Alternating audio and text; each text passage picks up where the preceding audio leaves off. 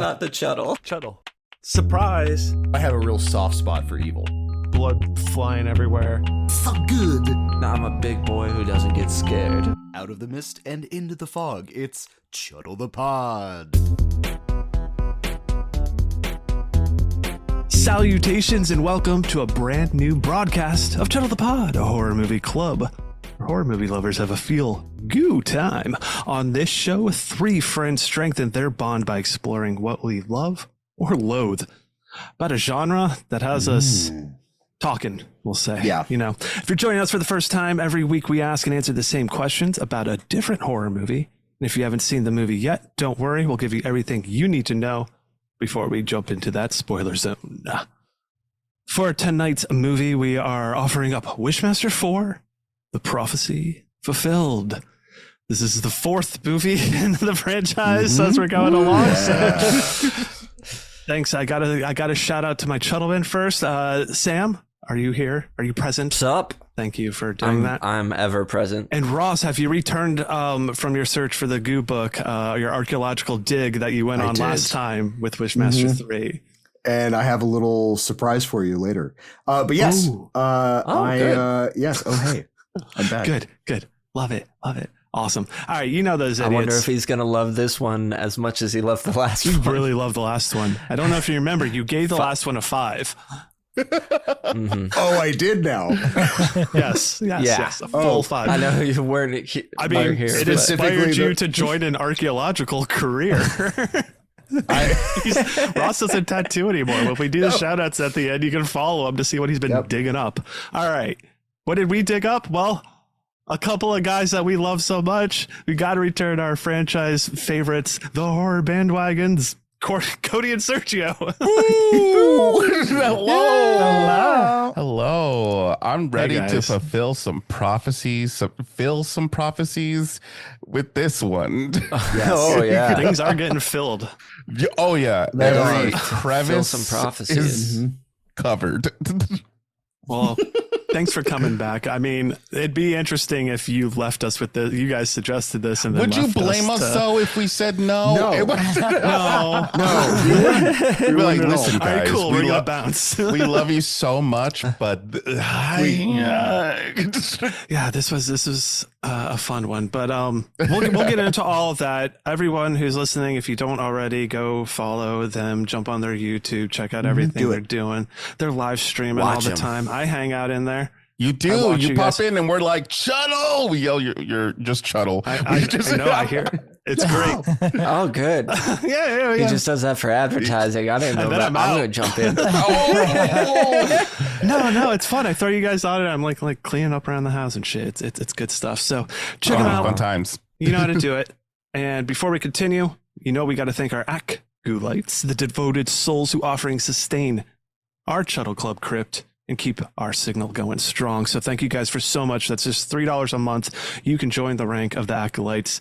You'll get a custom, maybe a custom name of sorts. Who knows? Things are coming along in the future. Who knows? Whatever.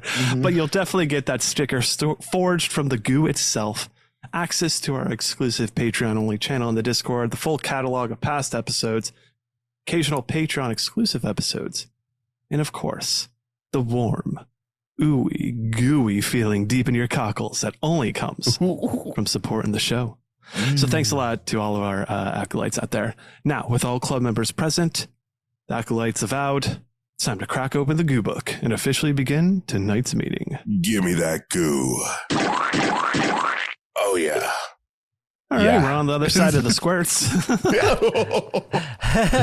Sergio's into it now. It used to weird him out, and now he's like, After how Brian spoke, I was into it. You were like warm, gooey cockles, and I'm like, give me that goo. Perfect. Yeah. I mean, that's our goal. That everyone, wherever they're listening, is screaming that along They with really need it, Yeah, exactly. Is that what you desire? Film yourselves doing that. Yeah. Film yourselves in public screaming out, "Give me that goo." We'd love to see it. It's going to be an epidemic at some point. People are going to be like, is everyone okay? It's going to be a problem. Someone give that person some goo. All right, Wishmaster 4, a synopsis for this little ditty. Ooh. The evil Djinn is back at it again, this time wreaking havoc on the students of Illinois Baxter University. Is that the third one? That's the third one. Really? You know what I did? Oh, no. I changed it from the third one. Yeah. Ross was going to go with I this. got IMDb up. This time, the Djinn unleashes his undying love for a beautiful woman in his final attempt to unleash his brethren from hell. That sounds better. Jesus Christ, this movie's got me all backwards. It's because I wished for something and now I'm all screwed up. He graduated college and is now on the hunt for a woman. He's wanting to settle down. That's a better synopsis. I do have the taglines for it, though. Nice. Leave no soul unturned, and evil has never been so seductive. Were you seduced by this evil? Sense.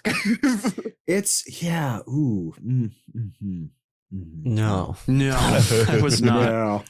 So with this evil Djinn back at it again, do you think it was really wreaking havoc on the students? Yeah, I think the synopsis, I mean, what can you say about this movie? It's just a weird, horny movie with the Wishmaster Djinn thrown into it. So a non-spoilery way that I can describe this movie is I think that it learned all the wrong lessons from Wishmaster 3. Ooh. I don't think it retained anything. Yeah. It's let's put a pin in it and I get like back it to more it. than We'll three. talk about it. I mean, yes, there are. Sam mentioned I liked it more than 3 earlier, and I went, ooh, but then I thought about it. And I mean, I think technically you're not wrong, but Hey, I'm not saying I liked it. I know. I agree with you, Sam. It's a great movie. Yeah, good. You know what's funny is that I felt like I wanted to defend the third one and the previous one. This one, I don't know how I feel yet. That might change as we talk about this movie. It's interesting. Okay, Yeah. interesting. Yeah. I'm pretty certain how I feel on it. I'll be interesting if it scores higher than 3. Oh my god. I'm curious. Well, this movie is certainly made by some people. That person, people are. Written by Alex Wright, directed by returning Chris Angel. We know him from Beyond the Gates of Hell, Wishmaster 3. yeah. Key players. Beyond Infamously. the gates of hell. Thank you, Sam. Rage. Now, Rage. starring this is Tara Spencer Nairn as Lisa, Michael Trucco as Steven, Trucko. Jason Thompson as Sam, So John Novak as the Djinn, and I also included Victor Webster as the Hunter for some reason. Because he's hot. Oh yeah. Oh yeah. There's a very tall, attractive man here. Actually, this honestly could have been another gay awakening for me. My second coming. Like, or third some- or fourth. it's something about that it's something about that broadsword. oh yeah, for sure. And all the titties, you would have been like, no, I'm not doing it. Don't but this give guy. me that. Imagine actually like it's the Djinn. He was just so slippery all the time. He's just so moist. just so So moist. moist and slippery and sickly looking. I just want to take care of him. Yeah, I can fix him. So Michael Trucco, Stephen Verdell, our Yeah, your human man. version of I liked him well enough in this. Certainly more than our human Djinn in the last movie, the British guy. But he's a working actor in tons of stuff. What's weird is the day I watched this, that night, my wife was watching The Rookie and he was on there and he's like a recurring guest on there. Oh shit. And then he's in Battlestar Galactica. He's Anders. He's in like 36 episodes of Battlestar Galactica. That's why he's so fucking familiar. I'm like, I know him. I know I've seen him in something. I didn't look That too is hard why. into it. Apparently he's in Hush. I was thinking the same thing, but he's we the, just watched him like cop. Yeah, we Or just watched him football in player two guy. Mike Flanagan things, which is the Midnight Mass and he's in Midnight. The Fall of the House of Usher. So watching this, I'm like, stick in there, man. Mike Flanagan is coming your way. He's coming your way. He's gonna save you from these. I'm partial to liking this actor, so I think it gives me more for this movie that I wouldn't otherwise have going for it. I think for what these two movies were just plagued with so much going on here, I do think he is probably one of the best actors within them. Oh, absolutely. So and there's actually an actor, sorry, that you didn't mention that I recognized, Alex Panovich. He's the bouncer, dude. He's the bouncer, at the strip club, because he's also a working actor who's been in tons of stuff. Sure. Oh, nice. Since this. I looked into Sam's history. He's done a lot of soap opera work, but he doesn't have much credits. Okay. But that's because he's done like years on soap operas. Might kind of make sense now. I mean, it's a steady paycheck. Yeah. True. Yeah, shit, why not? Hey, you're working, exactly. Who is the horror forward? All right, let's go ahead and figure out who would want to watch this one. What kind of environment is best to watch this? Let's start there. Roasting the hell out of it. I feel with like your significant other. Yes, which I did.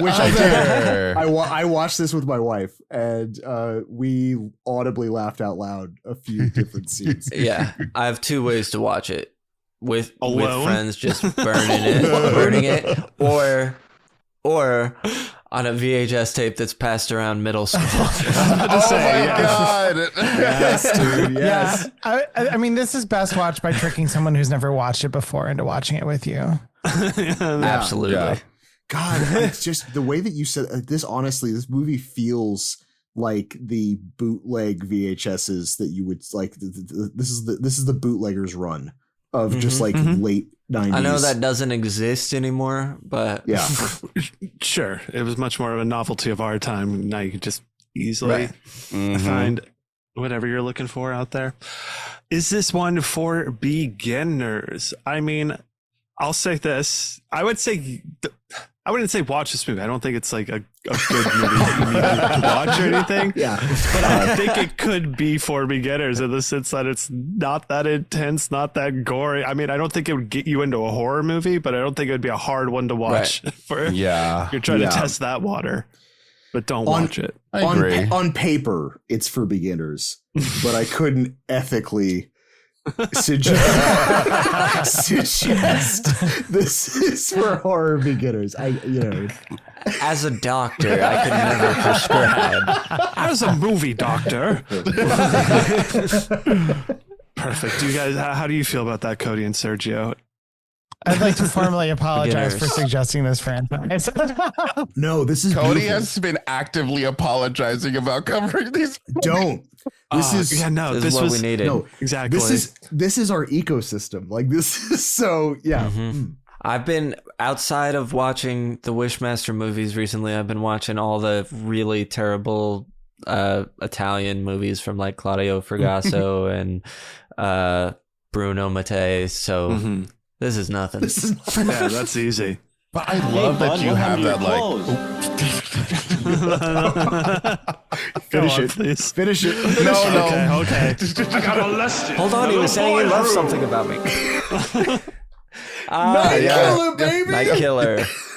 Anything you should know before going into this one, besides the fact that it's the fourth in a weird franchise? It's bad. I'm know gonna you're actually going say- in like You don't need to know anything because it will re-explain to you the premise They of the do. very beginning. That's true. Yeah.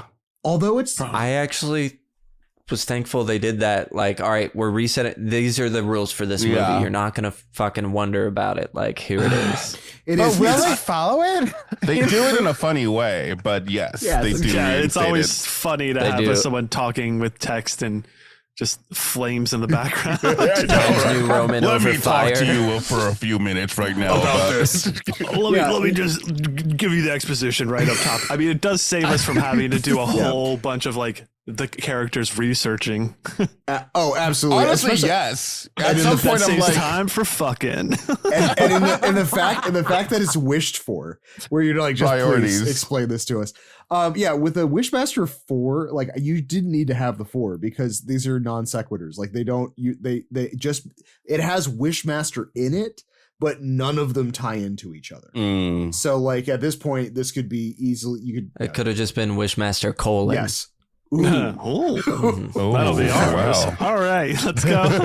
That's the Chuddle version. Let's go ahead and open that window and let our Harbinger of Doom in here with a couple warnings for us. Actually, are there any trigger warnings in this one that you have off the top of your heads? No. No, I don't think so. No. Yeah. I mean, Great. We don't need to think of any weird ones. They don't exist. minimal substance abuse, but like that's a bad. Yeah. I think there's a homophobic slur at one point. Oh, Yes. they Oh, didn't say that. There I is. do remember that. But yeah, Was it triggering? it felt very of the time and for this movie. For some reason, it just fit right It in. certainly did.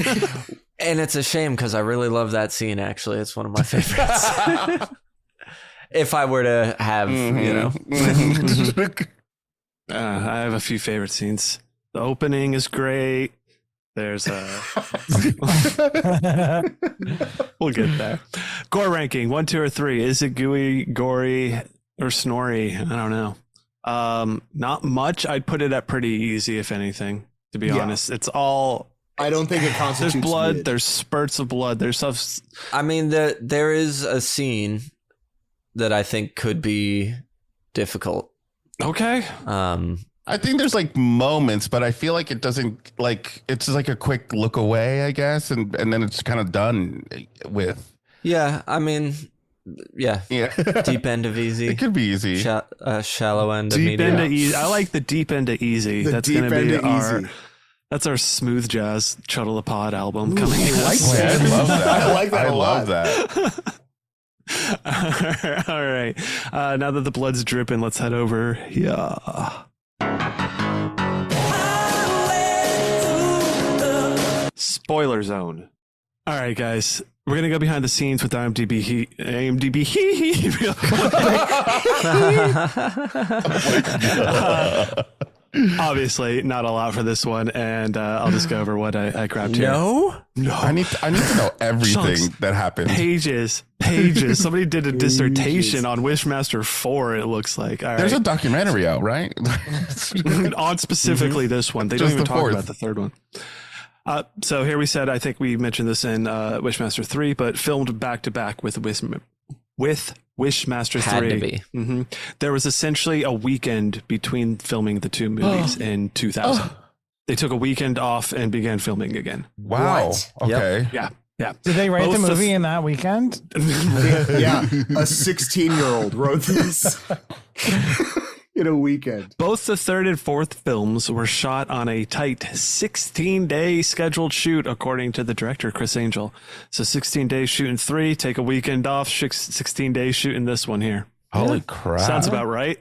Yeah. Again, I have no No notes. mercy for short shoots when I know plenty of movies I can't like. pull it off. Yeah. Yeah. Yes. And do you know how long in between releases, like release dates, between the third and the fourth? The third was 2001 and this was 2002. So it came out Oh, okay. within the same. I mean, it could have been months. I don't have Between. the actual, Yeah. Right. I mean, it really feels to me like they were like, no one's gonna actually greenlight a fourth one. So let's just film gotta it roll now. it back to Sneak back. Sneak it in real They quick. probably got money for one, and he was like, Yeah. "How do They we did break two. this into two?" Yeah. I'm going to make 2. Yeah. Wow. Both the third and fourth film have been noted as going more of an action fantasy route, as opposed to a horror fantasy genre style like the first two films. Both sequels have been noted for their Cinemax late night programming type vibes, cheesy acting, softcore style nudity, low budget filmmaking. Yeah, certainly. This one especially and so Cinemax. Yes, and they both had this sword and sorcery thing going on too. Like the sorcery thing, yeah, it's a little bit. It's bad. It's like, and now long swords. And then there's not much else really here. A lot of the scenes for this movie were shot using 2 cameras. So they went Wasso style and whoa, mind-blowing. The strip club scene was filmed in a single day.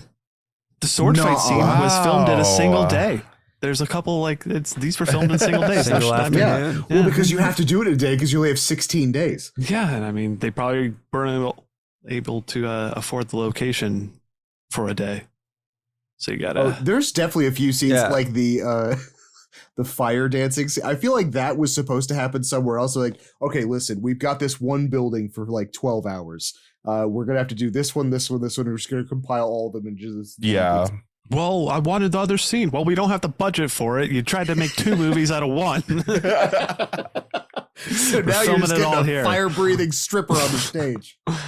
That's it. IMDb behind the scenes. If you really want to know anything more, there's like 3 more that are not good on IMDb. So go check it out. Why did we bring this movie tonight? Well, as we know, this is the 4th in our franchise, and finishing out the franchise tonight, brought to us by our friends, the Horror Bandwagon.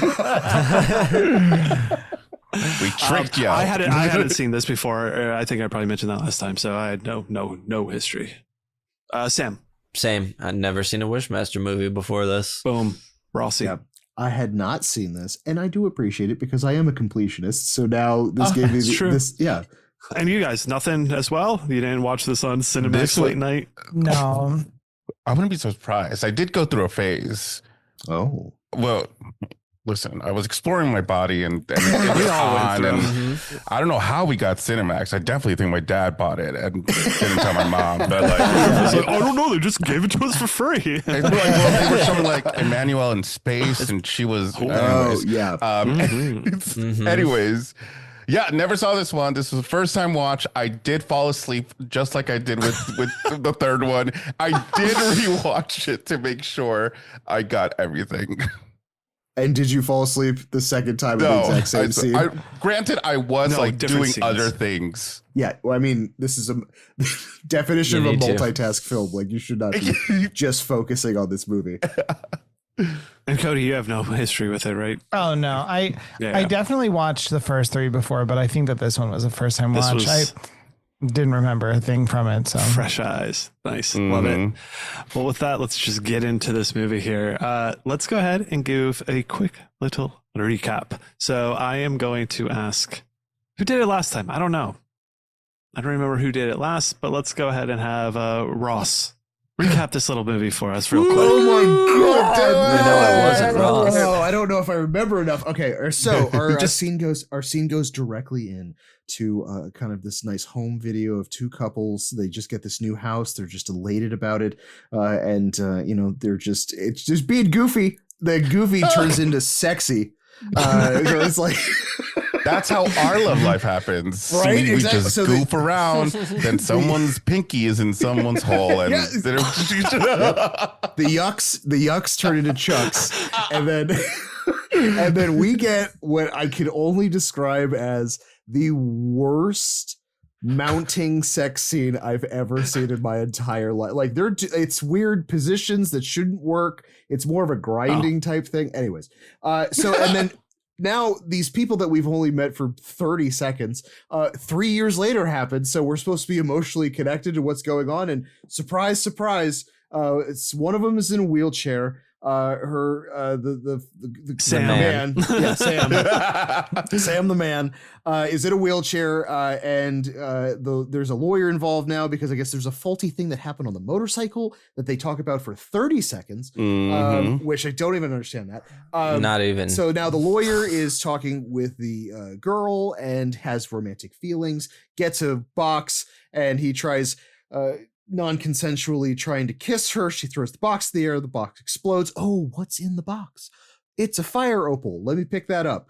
Now we've got weird Timu Djinn comes out and reveals himself, takes the shape of the lawyer, and then starts going on his own. Well, she had left already. She leaves when she picks it up. She gets the Djinn and she's like, oh, I don't want this. Take it. Take it. Don't want it. Walks out the double doors. I hate those doors so much. We'll get into those damn doors. What the fuck are those doors? What is that? Okay. So now full Djinn power is basically just kind of coaxing this woman into doing the wishes, and pretty fast, to be totally honest with you. So she wants to win the lawsuit. Boom, gets it because the guy forces the other guy's hand to sign it and blows some brains out. Fun stuff. Then I want Sam to walk again. Surprise, Sam walks again. And that's round number 2. And then she starts, she does a whisper wish under her breath. I wish I could love you for who you really are, which throws this whole fucking movie into a tailspin. The genie lawyer. Yeah, so the genie lawyer. And now this is such a weird one because like he has to he's like basically phoning a friend. He opens a hell portal. They're like, what's the holdup? And he's like, I don't know. She has to fill it. This is weird. It's the Djinn Council. Yes. It was a wish only she can grant. Because it's what is love? Someone thought human love must be given freely. Someone thought they ate with this twist, and they did not. Love this. Yeah, there's more than one Djinn. So this fucking Djinn takes a complete goddamn 180 and it's like now in a dossier about what love is and trying to win women over, and like it turns into some weird romantic side. Simultaneously, we also have some good guy archangel hunk that just blows up outside of a statue, starts running around trying to find this woman because he has to kill her. He decapitates an assistant at a lingerie store. She calls the cops. She's like, hello? Yes, there's a tall, attractive man robbing my store. So then goes after our leading lady. Then we get a woods archangel Djinn fight in the middle with there's tree branches involved. A lot of the fucking branch that he's just twirling the whole time. I don't know. And then so then he winds up killing the archangel guy that goes back and then kind of coaxes her into this really weird sex type stuff. And then by the way, sex. Well, he tricks her into thinking Sam left her. That weird because sex Sam's type been stuff. resentful. Yes. So she's like, all right, let's bone now. And then the Wishmaster loses his virginity. Nice.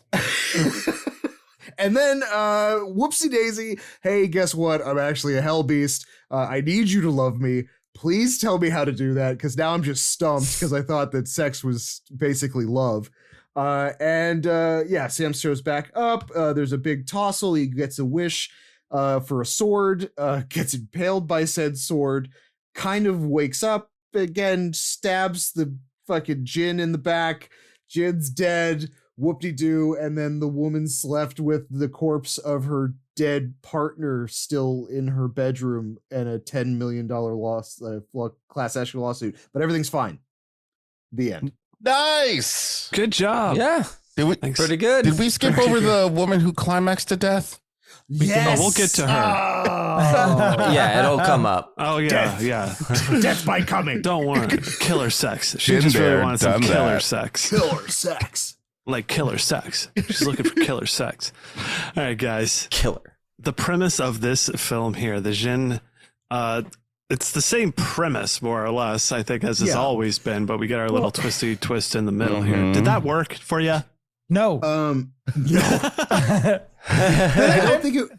Oh, sorry. Please go on, Cody. Yes. Yeah.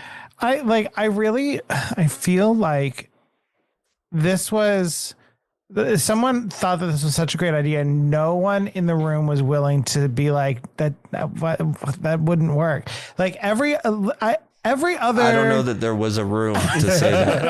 It was just Chris Angel yelling at some writers. every other movie in which it's even just story in which someone can grant wishes. The very first rule is like, I can't grant you true love. And so I don't even understand why this is like some paradoxical holdup. Like he'd just be like, no, sorry, try again. Like, give me a different wish. And then movie would be over. Wishes involving him, all that stuff. Yeah. So it like, it didn't work in the slightest bit for me. Right. I feel that the premise, like, they got the idea, like you said, they thought it was just this hot shit idea that it was like, all right, well, there's this whole love aspect.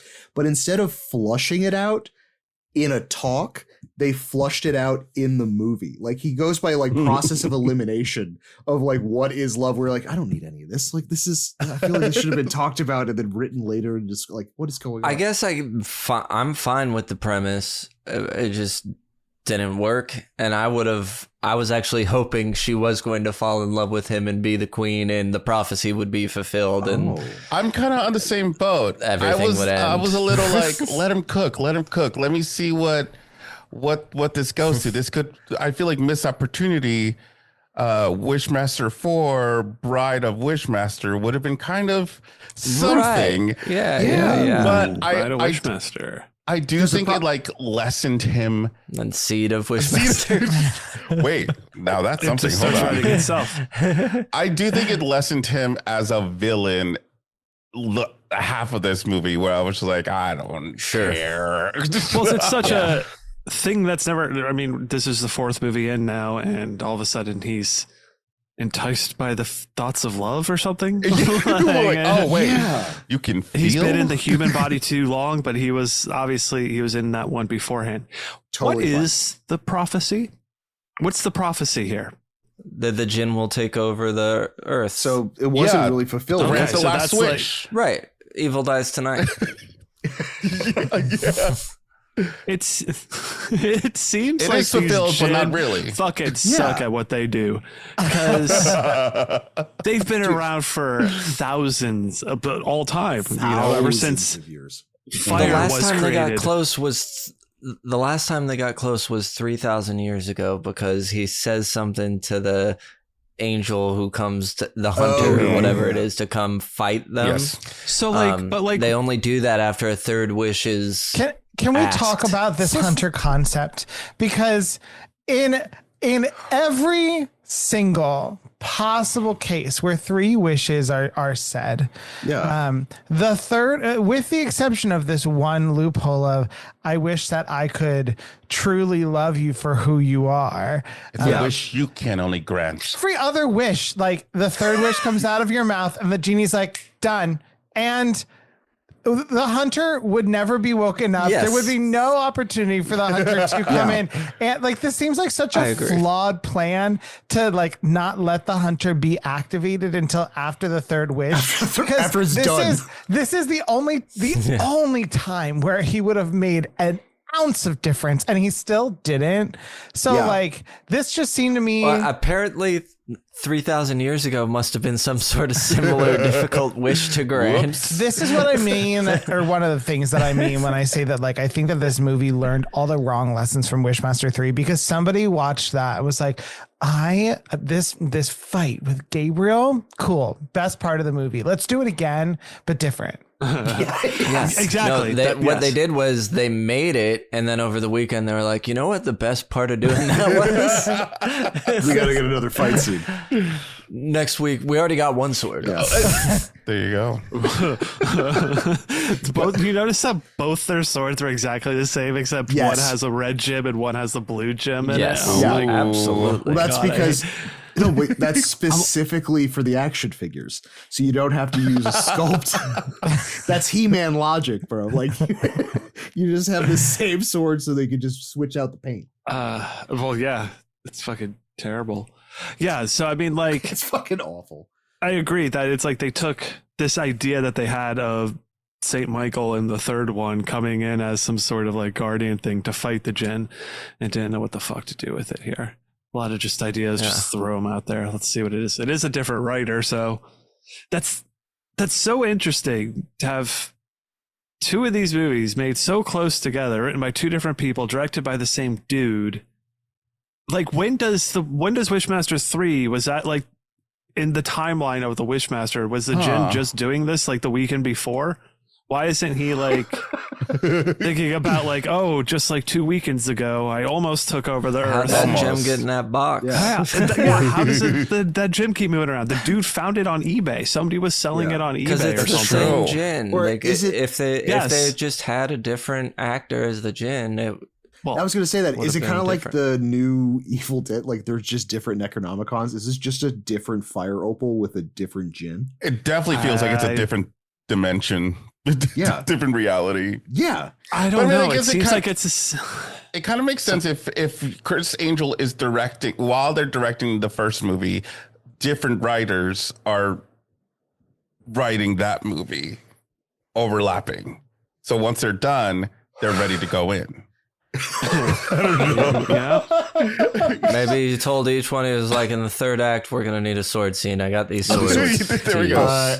A hefty deposit on these swords. I can't return them. So we're going to milk these swords for all they're. Really, if you can do it for the whole movie, that'd be great.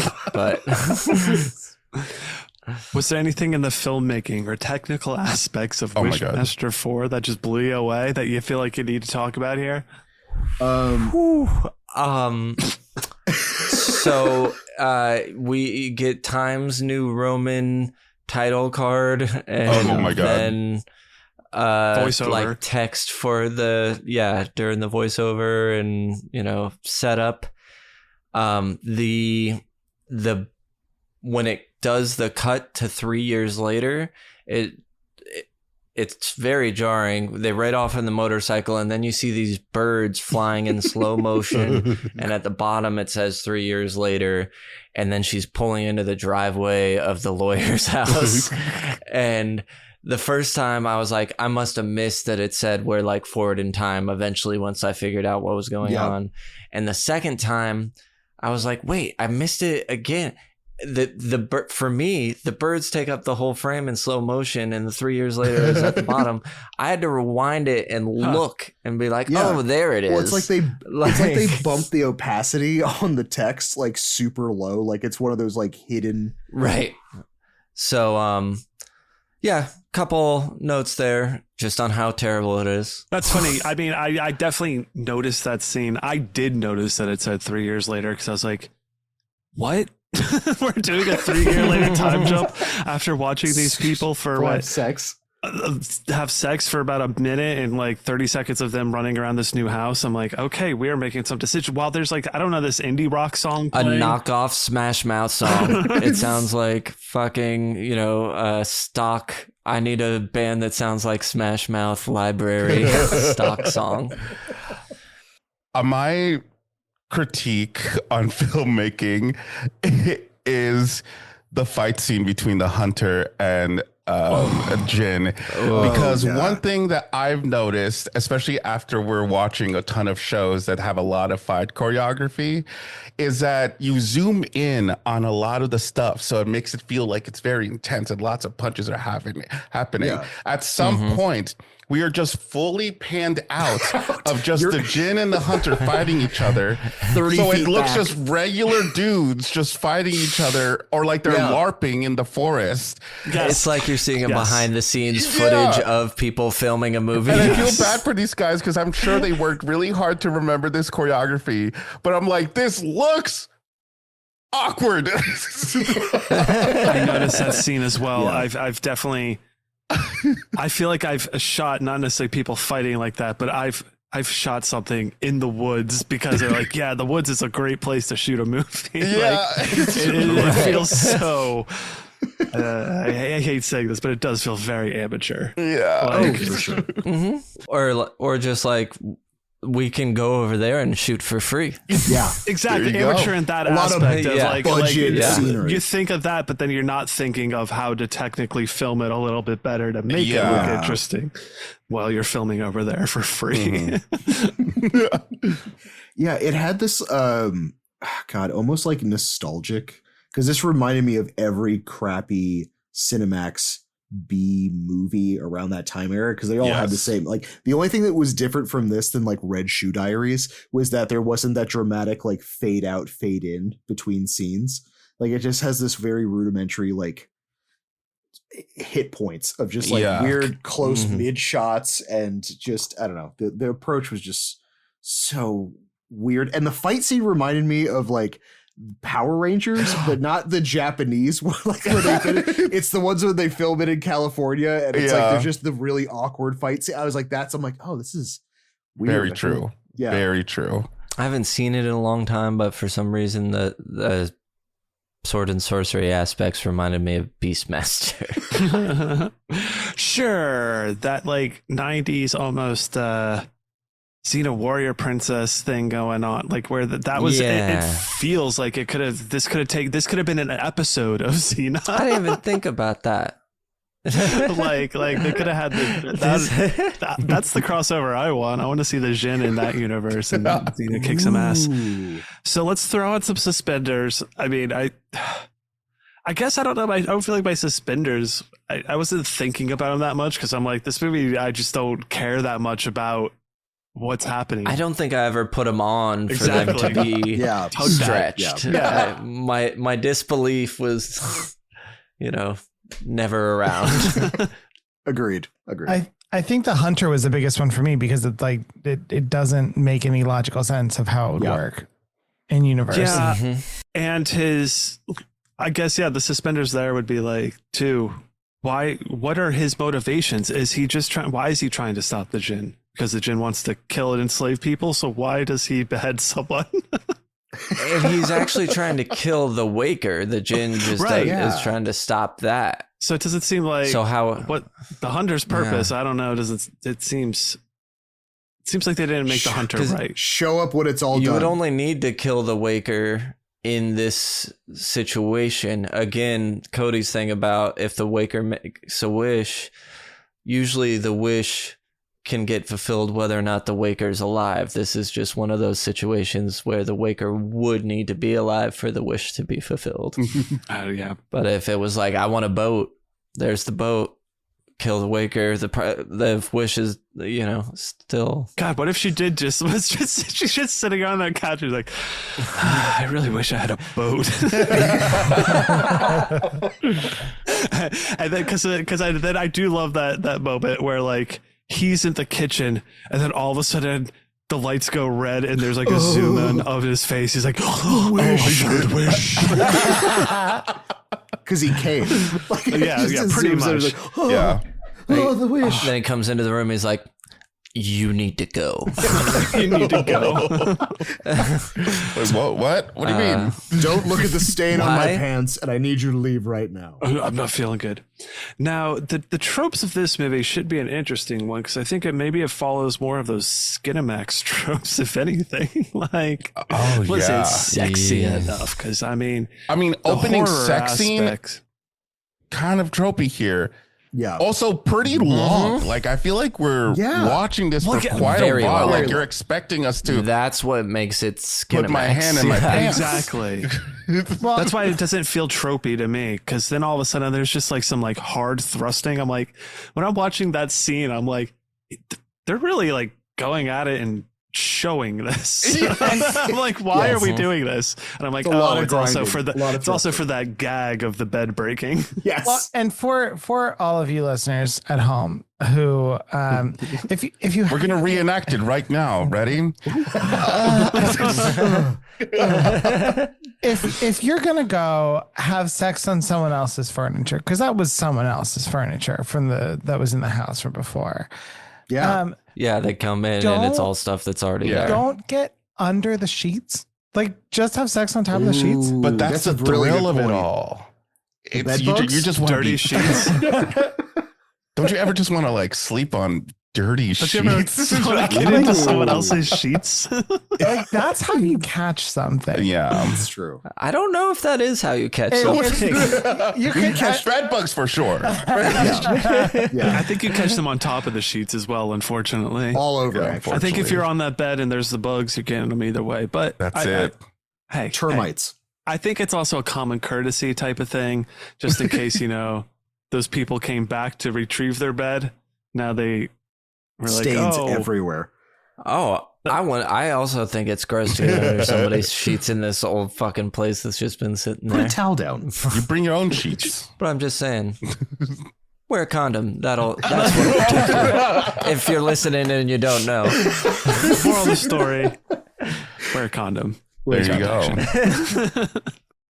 All right. Any other, or actually any horror tropes of this movie here that either do it or don't do it well? I think it does everything kind of pretty shitty. I mean, I would agree. Yeah. The other trope of like wish granting movies that this movie does not do well is the whole like ironic or like intentionally misunderstanding the wish to like give some, like the other Wishmaster movies. I think even 3 to a certain extent did that better than this. We only get one of them because the goal is different in this one. It's just get the 3 wishes from this person and you're done. Yeah. You don't need 1,001 souls. No, that was 2. That was 2. Well, that's the right. premise of the third one was still, I think, 3 wishes, but we just never get there in this aspect. Right. But they already have the relationship. So he just like is, he's not just, is that what you desire? Yeah. And doesn't have to take anybody out on the way. And the one that he does is the killer sex one. And that is a misconstrued wish. But it's a killer orgasm. She specifically wished for killer sex. Well, ooh, okay. What is sex? Do you think she was what is love? What is love? I don't know, like magically penetrated, I mean, for lack of a better that's the word. hand wavy way to get out of it. Yeah.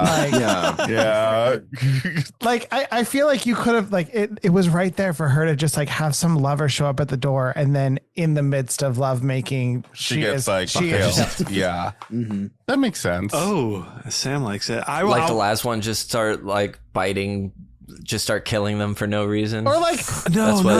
You gotta. They start like pound really, really hard and go harder and harder, and then just start smashing into each other, and blood and viscera start smashing and breaking. It's like snoo snoo. It's literally death by snoo snoo. Yeah. Bingo. Nailed it. All right. We've been talking about let's talk about the opening just a little bit more and does that work?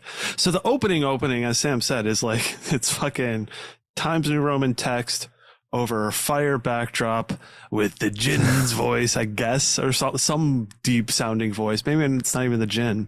Narrating. Maybe? I don't know.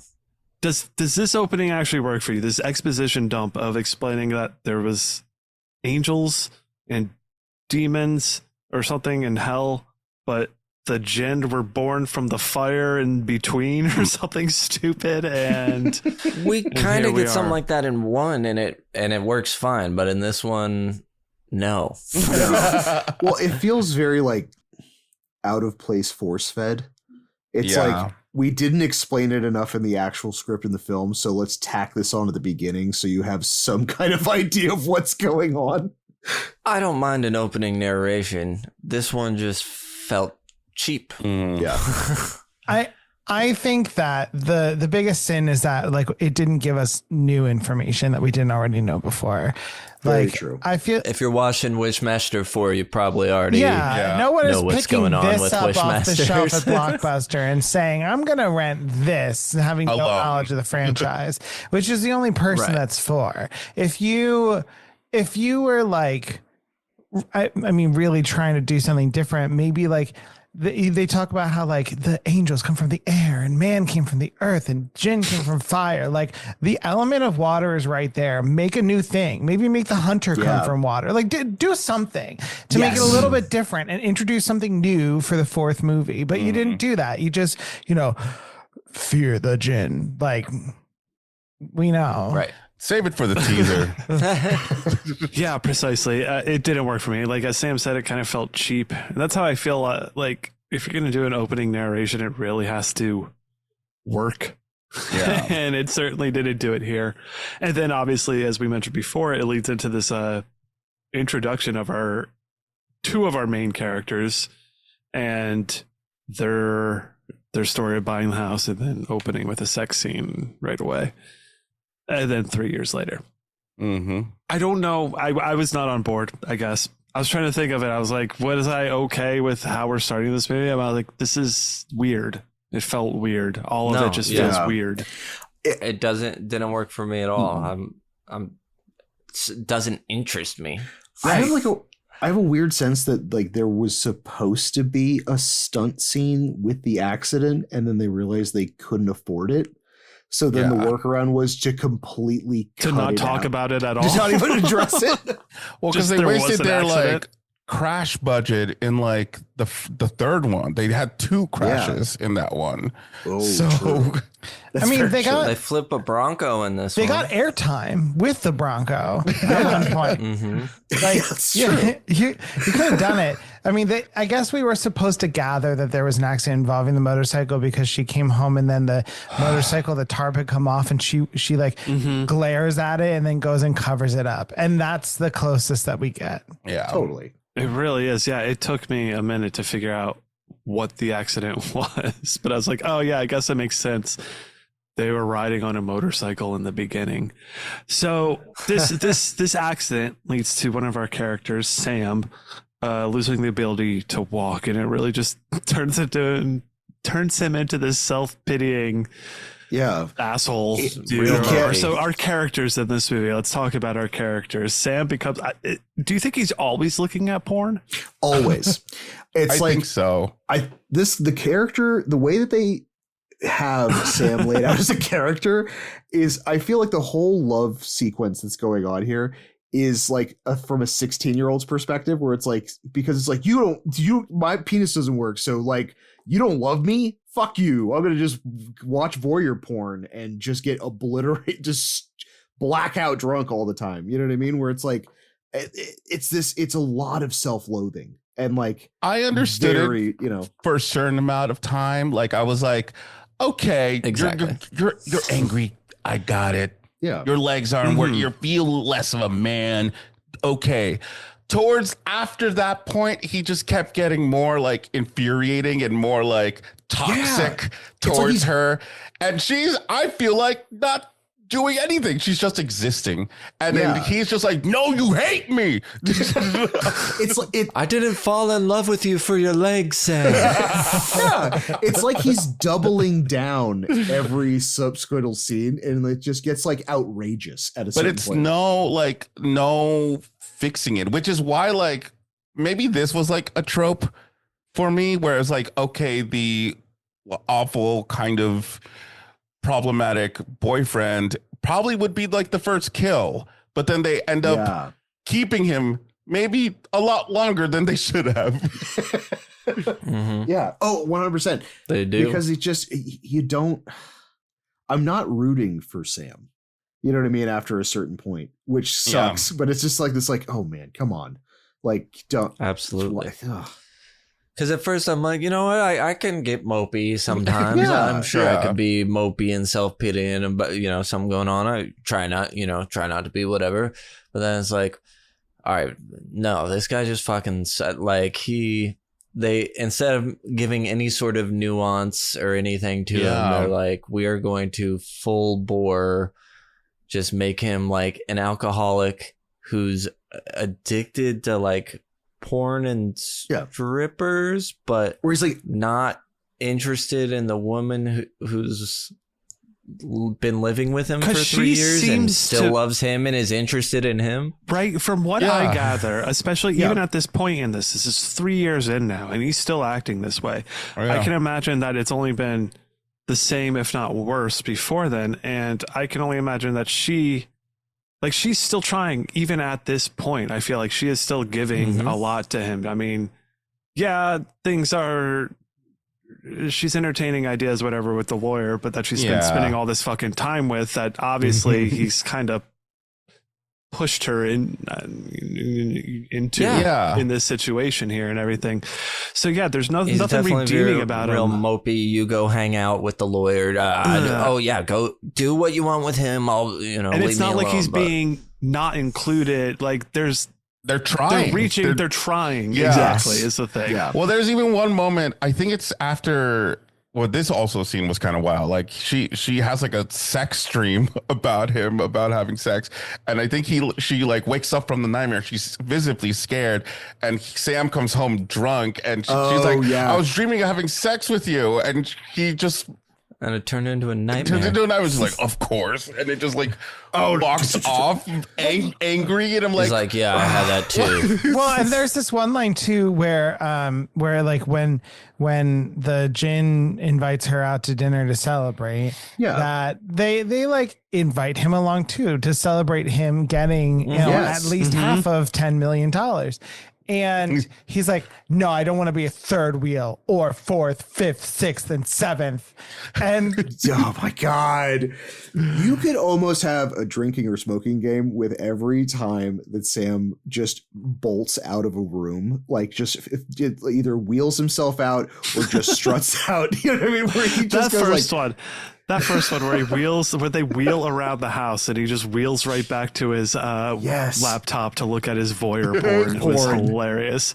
That's when she comes home with the pizza and is like, I brought dinner. He's like, I already had some. She's like, I thought that was breakfast. Yeah. Which I also think is funny. I noticed this on the second time watching when she's setting dinner for their pizza, like a weirdo. She is putting out like a knife and fork. I don't know any about any y'all, but that's we ain't doing that with our pizza here, unless it's she just wants sloppy. a full dinner setting, and I think that she's just in case, just in case. You don't do that anywhere. His legs don't work. I mean, it's unless you got deep dish or something. Yeah. So our other character, we got our lawyer that we've been talking about, and I think this will be a good time to just a little side note about this thing.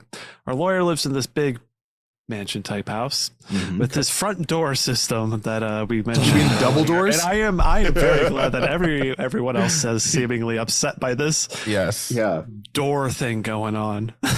So let's talk about it's the like doors. connecting rooms in a hotel. It's exactly what it looks like. Except there's handles on the inside, because otherwise you want to be able to get in and out of your own home. But still, it's two doors together. You have to open a door and then open another door. One, the door inside opens in, and the door outside opens. It's so weird. Like it should be a screen door. The outside door, like that's what you were. That's what I was expecting when you first opened it. Not two solid doors. No, to me, again, this is a budgetary thing. They're like, the only location we have for double him doors is this, and these are the doors. Yeah. Well, I mean, like this, and we have several scenes involving the entrance. Exit. That I can house only is an imagine interesting house. Yeah. as an actor having to be like told like, so this is the door system. Once be in the scene, but also you're gonna have to open it this way. Yes, I'll say he works those doors well. He does. Like he practiced. He handles it. Yeah, he does. Well, there's a scene. There's a moment where he closes that second door and it doesn't quite close all the way, and he does this little tap on it that just felt believable. He does a good job. He does it.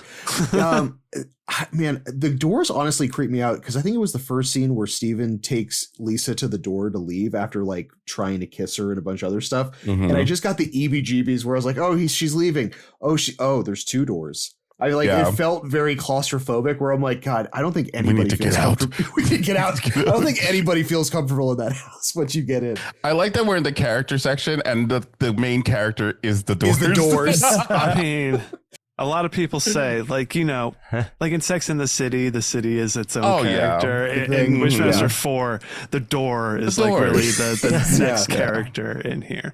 I will say the door. If I was Lisa, if I was Lisa, okay, Michael Trucco. I mean, I'm like, she has willpower. A girl. You are. Wait, hold on. Not saying that I will literally run to Michael Trucco. Just say. Yeah, I mean, I'm just sitting here absorbing. Sorry. But at the same time, he is being overly in our business. Yeah. You're coming to my store at a basic level, extremely unethical for a lawyer with his client. Yes, absolutely. 100%. The way he acts beforehand, but then when he becomes the Djinn is He is very clingy, just hanging around all I'm the like, time. Lisa, tell this man to back off. Like, I like the fact was there's a scene where like this was our lawyer. I'd like to think I'm also a friend. Oh yeah, yes, the friend and also too. friend. And her bestie is like, yeah, go fuck him. Go like, have fun. Do your thing, Look girl. at that dude. Yeah, he's super neat. You're fucking your husband at home that can't walk. Fuck that dude. This guy's hot. Yeah, Not husband. They're not married. Oh, I bet. Well, Because he even says something like, "Oh, good. Now you can leave. Now that We're not even married." we've got the settlement." I figured that's Damn. we're not married. Sam will be I pissed figured right that's now. why you've been sticking around. so then why would she be entitled to any of that? I mean, it seems like True. well, it was because she was She also wouldn't on necessarily. well, I guess she didn't have any. Was she? We don't know that, do we? I don't know. I thought it was in dialogue. I don't know though, to be telling I you. really wish they went more into the court case. It's A Djinn in a court? courtroom procedural. Yes. Like, I mean, you're halfway there with all the wish bullshit. Yeah. I want to see him having to still pretend to be this guy as a lawyer and do his other cases. In court. Yes. Yeah. Like he's got hired for a fucking traffic stop bullshit. Yeah. So yeah, he definitely does good. And then the other thing, the Djinn himself, when he's in Djinn makeup, we get a lot more of that. That was one of my complaints about it last time, whether it's good or not because of how it looks. But with Wishmaster 3, we only see him as the Djinn briefly for like a couple scenes in that. Yeah. He's hanging out more like the Djinn. We're having more Djinn fights. We're having a lot going on here, which is it good or bad? I don't know, but we do see more of this character. I kind of had an issue with his like brethren, where like His melted brethren.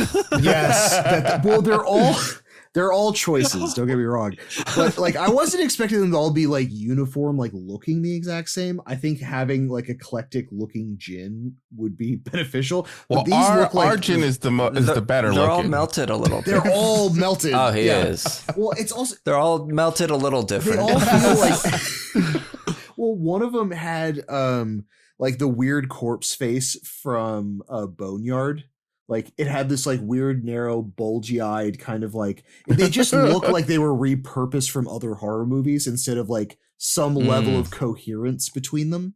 So like that kind of like threw me off, especially they're all They melty. probably were from other horror And they movies. just and melted they've them a just little. melted them all to make a match. yes, with a heat gun, just like Well, there's nothing else we could do, but they don't look anything like our other Djinn. put some horns on them. Yet. Yet. Yeah, melt some horns on it. Put some horns on it. Or like, what are they? Like tentacle horns? Yeah, because they are. Do they don't wiggle know. in this one? What do those? Well, at one point he like picks one up and is kind of like moving it around while he's talking. He's twirling it. Yeah. I love that. Like a I little think I missed schoolgirl. that. That's ridiculous. All right, great. Any notable dialogue choices? Any lines that you have at least written down here? I mean, there's a lot going on in this movie, but I was like, I've already said my Said your important piece. ones. My favorite is when the hunter comes in the store. Yes. And she's like, "Ooh, what do you need?" Blah, blah, blah. And then she's like, "Oh, okay." And she calls the cops and says, "Hello, there's a tall, attractive man robbing my store." I do have one. The Djinn says, "Now is it Mondays and Wednesdays or Tuesdays and Thursdays?" And I was like, "What?" And then Cody's Dumpster- like, "'Cause of dumpster the jokes. Garbage 'cause of the pickup, tra-" the And I'm like, "Oh, I have he gets three. so funny. Ooh. oh my god!" I You got three? I have 3 quotes written down. Perfect. Technically 4, but I'll skip one because it's boring. He at one point he says, "If I wanted to scare you, you'd be scared." Wait, that's good. I remember Actually. that. That's funny. I just wrote down. I didn't even write down exactly what he said, but like the internal monologue that happens at the third wish, where he's like, "The third wish, but I can't grant it." And then at one point near the end, I think it's when he's fighting the hunter, he says, "I always win." And I'm like, well, I mean, this is the 4th movie. You've lost at least 3 Yeah. times. Yeah. Every time. Yeah, pretty much. I He's pretty good at losing. for dialogue, any of the stuff about like with his brethren about, but only she can grant the wish, and the power of love is wielded by the object of its affection, not its victim or whatever. All gave me a good little chuckle. I'm like, oh, this is a fun little bad movie. It had a charm of its badness that I enjoyed. See, that's so funny that you say that, because I felt that when who knocked the lady's head off? Oh, that was The hunter. The hunter. When the hunter knocked the lady's head off, I was He talks like laughing, yes. and I was like, That was one of the scenes that cracked up. I want more moments like this, because this is wild. Yes. because the way it just like Pops. pops and there's like a big squirt of blood that flies in there, and then it just rolls on the ground, and it's a real quick shot. You can't ever really see it, because I'm like, that head must have looked terrible. Really bad. Any other noteworthy scenes or anything before we jump into our gores and kills that we want to? The the death of the hunter, that weird CGI like ascending kind of like. I don't even remember. Yeah, I don't remember that one. It was. He gets I stabbed. remember he and slowly ascends. gets the sword stabbed into him, and he like sort of dirty water comes out. Yes. Yeah. But it just looked like the whole thing was done with MS Paint. It was like also same thing with the fire. Like the fire just has this just authentically just hokiness to it. I really like the scene with the F slur in it. Elaborate. When the bouncer kicks him out of the strip club, and he's like, just all the stuff about like, why is that what you desire? And he's like, what is your problem, man? And he like punches him. And he's like, oh yes. He's like, is this it? Is this pleasing you or whatever? Like all that shit. Just I thought was very funny, actually. And then when he comes up and breaks his fist, that was actually kind of gnarly. I thought that was and very then the other one effective. he sets on fire, and then he tosses him across the alley in like a dumpster. Parallel. It looks so funny. He looks like he's just being It's- dragged over with like a fishing line. It's so bad. Yeah, that one was pretty good. So yeah, despite him, using the F slur to start, because he's like, "What? Oh, you want me to beat you up? What are you at F slur or something?" As it goes on, and just him like seeming like he wants to get beat up was very funny to me. In the scene where he gets the lawyer to change the document, or the document appears in front of him, that's the one that I thought that Gore was maybe on the deep end for, because he like rips out his tongue, cuts off his nose, and he's like sticking the knife in his cheek. My favorite part of that are the assistants who are banging on the butt, and they're like, you can tell that no one informed them what they're looking at, and they're just like, can you just act like you're nervous? And they're like, oh no. It's really funny, like that the scene where he starts like kind of dismembering himself, I thought initially was gory, but then on my second watch, when see he his cuts nose, it looks like they just caked ketchup on the top of his nose. Like the Gore scene when he actually cuts it, decent. The flashback, he still has his like fully intact nose, and they just caked a little bit of stuff on. Almost deducted Gore points for me, where I was like, oh, okay, it's not that bad. Well, that's all. Like when Sam mentioned when the guard gets his hand crushed, like there's that moment. It's really, you see that, and then the next shot, it's just literally his hand covered in blood. Just blood on his hand. Yes.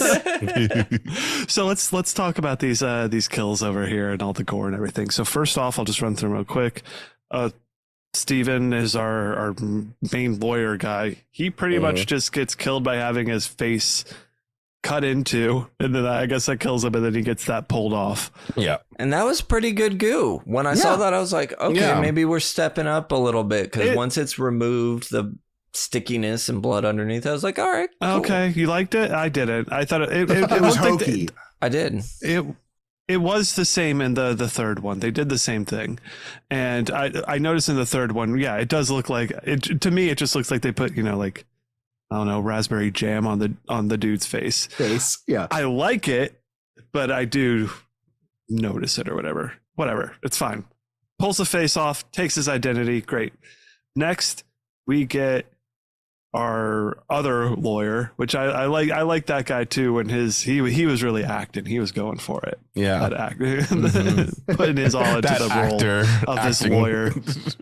So yeah, he's forced to tear out his own tongue, cut off his nose, slice open his cheek, and then shoot himself in the head, all via magic.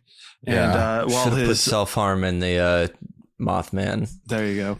And the even though the scene doesn't look true. great, it still bothers me because once that thing with self-harm, I've learned that about myself too. It's like once a person picks up a gun, does something like that, it does shock me when that happens. I thought it was funny how he was able to just kind of like grab his tongue and pop it out of his mouth. Oh yeah, pull it right out of his mouth. That's true. And I like that he was playing with like that very like turn of the century mouse crystal ball as he was doing it. It's like, oh, he's got a crystal ball. I noticed that mouse. I was like, ooh, that's a nice little retro. Cool. I know. I'm like, should I get something like that? I kind of want that mouse. Kind of want that. Mouse. All right, Tracy. She's the one who accidentally wished for some killer sex, and she gets fucking orgasmed to death against the wall. Yeah. We don't see shit from that. Oh, back with the guy that does all the shit to himself and the assistants. What if they both just sit? No one goes to get help. No. They just pound the window. You're just pounding, doing nothing. Oh no! While this guy's increasingly doing shit to him. Yeah. Self. Don't do that. Stop. Other one we haven't talked about yet, Nick the bartender, who wishes that he was a pimple on Oh a my God. I was gonna bring that up. Like that would have been the perfect scene to get a live cast. You know what I mean? So like his face is like superimposed on a pimple, just screaming. Would have been. I was expecting that. Lot of I was opportunity. expecting it to be up close on his face screaming and like zoom out, and then an ass. Bam. Well, then I thought she was going to do a thing where she like drops it down and like smacks her ass on it and then pops the pimple. That would have been great. Oh. That's gooey. The Chuddle version. That's gooey. Yeah. Make it gooier. Jennifer, this is the woman that had her hand cut off, her head decapitated, all that shit by the hunter. Oh my Fantastic. God. The bouncer with his hand broken and then burned and then impaled through the back and then thrown into the garbage. That was good. That was a fun one. Yeah. The hunter himself, he was impaled with one of the swords. Could've been Sam, more- he was impaled with a sword. Jin, he was impaled with a sword. Wow. Do you remember when they would go all out for the endings? Do you remember those days? Oh my God. Remember that casino scene? Remember when I was making fun of a woman farting out coins? I wish we had a woman farting coins in this. The casino scene, yeah. I wish we had anything comparable to that in 3 and 4. My God. So that's it. That's our gore and our kills here. Shit. So with that being said, from little drips to gut flops and dick rips. It's time for the gore.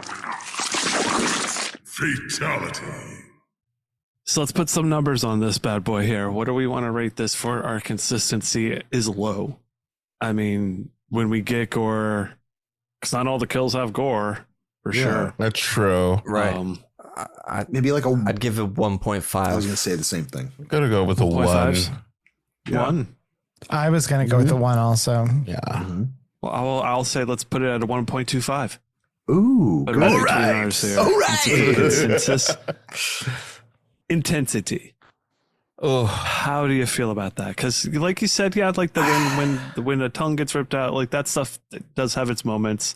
The hand crushing has its moments. The face pull, like it almost gets there, but it's not that hard. 2.5 maybe. 2. I'm between 2 and 2.5. Yeah, I agree. 2.25. Perfect. Awesome, cool. That gives us our 2.5, 2.25, and a 1.25. Math me, someone math me. 3.5. No, 3.5. You're right. 3.5. Yeah. 3.5 on the Gore meter. All right. Climax of the film. is when Jesus Christ, what even is this climax? It's the actual climax. The peekaboo hands It's true. coming out and chasing her. Oh, that is a fun little like. Let's all have sex. I and did then have like some that. demon. The other Djinns. with like the sticky goo on their hands Yeah. too. Yeah, they're all very gooey and like they all got burned and then have a bunch of burn cream. Dude on them Oh yeah, is like they're Covered in kinda- Vaseline, their just- aesthetic yeah. covered. I would have loved a musical number at this point. I don't know. I wanted the three of them to just like start chanting and just like Ooh, surround that'd them. be good. They do speak in unison quite a bit, so Yeah. it is. yeah. They probably have a lot of time. Do you think they're so burnt and gooey because it's seemingly the only Djinn that seems to get out of hell is the Djinn that we keep seeing, and they're Yeah. always stuck in there. And eventually, in a Melting away. millennia, we'll start burning you away. Turn it on you a like little they bit. can't get out. I like They haven't that. been in- Yeah. That makes fucking sense. know. So our climax is they fight and Sam gets stabbed and he's like, fucking, I don't know, trick the Djinn. What? Oh, his stupid thing. He said, you told me I could have a wish once. What do I still get a wish? Can I get that And wish now? that's like the Djinn's like, For your soul. for your soul? Huh, I can't resist the wish. So he wishes for the thing that He can wishes kill for- him. Or something A essentially. weapon that- yeah. The one Yeah. weapon that can kill the Djinn, and the Djinn's like, of course, here you go. And But it was allows like him to have it was, that. was it heavy for him? Like I was. Yeah, you can't lift it up. He goes, "You have the weapon, but do you have the effort?" Mm, And then he tries to swing it at him, and he just sort of like grabs it. yeah. And he goes. And he goes, "Ow!" Oh. Yeah. Yeah, you seem to be hurt by You think grabbing Sam it. would have been like, "I wish we could go back to before my accident." Oh, Oh. no. Because there I wasn't... It would have yeah. made a lot more sense. That would have been like a movie one callback, because Yeah. that would have taken us back to like the precipitating thing that resulted in the Wishmaster Right. being released. Yeah. Never happened. Exactly. So Perfect. then they're like, oh no, but maybe that only works if it's the Waker who makes the paradox wish. Oh, that's true. No. Or they The He world probably. we doesn't never seem to know. be worried about paradoxes in this one. I think It was it a already concern. happened. I think they literally were like, we don't have a budget to suck him back into the opal, so we just need to stab him. How are we gonna stab him? this Oh time? my god. Well, he I gets was gonna sucked say, into this first fire. one. Oh yeah. This is the first one that's an unhappy ending, right? All the other ones, the wish stuff kind of gets undone. yeah. Oh, true. relatively. yeah, I guess. I don't think it's undone at the end of the last one, but she's defeated or it's defeated. You think she's dead, but then like what? She gets cried on and comes back to life or Yeah, and something. then they I can't both remember. live happily ever after. Yeah, they Right. are both alive. He can still walk, right? He still has his... Well, or do we He's not dead. know? He died? Did he Sam's actually dead. die? The same, I don't Yeah. remember. Well, she Yeah, leaves the she house and kind of has memories Later. of them riding off on the motorcycle together, and is like, "All right, moving Yeah, on." she settles for the That memories was of a wild like, night. trying any medical intervention whatsoever for her boyfriend. I'm just You know curious what? if that waitress is still being kissed. Oh my Oh my god. God. We didn't mention that. What is wild to me, and we said it before, but what is wild to me is that I forgot that Lisa is out of the loop out of everything for a majority of this movie. That at some point the Djinn has to explain to her what's happening. It's because she's so this is our first like protagonist, because everyone else has been like researching the fuck out of the Djinn. It's so true. And she is just like, what? What is happening? I missed the narration. I didn't catch that part. All right. Any final thoughts before we head into our bum bums and then the crematoriums? I just remembered one more thing I like about the one scene with the bouncer. Of course, that after Another he slur. wishes that he would The one with the Effler? like Effler? I wish you did have it take what it takes to fight me or something. And Yes. He turns into the Djinn, and the Djinn starts walking towards him with his his fists up, and kind of does like a little like get Bob- ready to rumble thing with his fist, and it's so funny. Oh my god, That's it another kills one me. of those brightly midday shoots and do some wide shots again. Yeah. Yes. You really see more of just the that little Djinn's fist thing. tassels. I don't know what are his not undergarments, whatever he's wearing. Yeah. I feel like that's the most I've seen of him wearing something to cover his nether regions. Oh, that's true. Fair. I don't know. Loincloth. Thank you. That's the word I was kind of looking for. I'm still more attracted to the first one. I agree. Really? Oh, the Djinn. Djinn. Yeah, totally. I thought you meant the Michael Trucco? Michael. No. You He's thought on a different league. No, I thought you liked Adrian Dimoff or whatever his name is more than Michael Trucco. No. That's why I was like, No. really? But now the Djinn, I get it. The Djinn. Djinn. The Djinn. Yes, actually, 100%. It's definitely a lot better. All right, we'll be right back. And we're back. It's time to get into our questions for tonight. We're going to go ahead and ask how would we survive this one here? Oh boy. Would we? Are we sacrificing anyone? I mean, I think the Djinn. I'm trying to think of how I'd be involved. This seems very specific to their relationship, and I don't know these people. So At worst, we're just being kissed by strangers forever. I mean, this is the easiest movie of the franchise to survive, I think, because Absolutely. for almost everyone, the Djinn is like, oh, is that your wish? Like asking clarifying questions, in which case the answer is always no. No, not a wish. Damn, you're thinking. I just don't know how we'd be involved. I think we'd be fine because he only needs her to wish, so it's just happenstance people that say, "Oh, I wish for something around him." And it's like, "Oh, granted." Otherwise, I just. Do you think he would try to the shuttle bus just drives on by? come after us? Do you think he's homophobic? Do you think he'll come after us too if we wish that? If you wish, what do you mean? If you rubbed his opal, I don't think think true love. I don't think the Djinn discriminate. is homophobic. Okay, good. Okay. Then he I was would friends be a with danger Caligula. if I was Oh, that's right. okay. That also was this one, right? That was this one. Yeah, that was He's pretty not good. that Yeah. bad or whatever. Sounds like you must have known him. Maybe. How do you make the film gooier? This one's pretty simple. I think we talked about a lot of the scenes, More but gore. a lot of the deaths could be gooed. I mean, specifically killer sex. Let's have some fucking power thrusting into snoo. Power Like, it thrusted follows, in like, the snoo. Yeah. Have some like pelvis smashing or something like that. I mean, also, I think honestly too, I would keep more gore points if you stuck with the special effects, because it's like you have these gore scenes that happen and then you go back to the actor and then, like you said, it's just like red jelly on their knuckles or on their nose. Like, keep the prosthetics, like just let that ride a little more than just like stopping it right at the effect. Agreed. And Brian, I actually think that you had a good idea earlier about turning this into a court procedural. Like we talked in the and I'll get to it. We talked in the last review about how like the first two had some big scene at the climax of the movie where like a whole bunch of bystanders are like just getting fucked up by the Djinn. And so like in the last one, it could have been that big college party that was happening. And here, you easily could have just had the lawyer guy go into court and had the scene that happened over the phone in the courtroom. And then like the judge, like all the other people who were in attendance, like a whole bunch of people just getting their shit fucked up. And instead we did it, we literally dialed it in. I like that idea. That would be a big finale place, have a finale in the courtroom. That's where you could also bring in somehow the prophecy is kind of fulfilled and the other Djinn start popping into the world and killing out people in the courtroom too.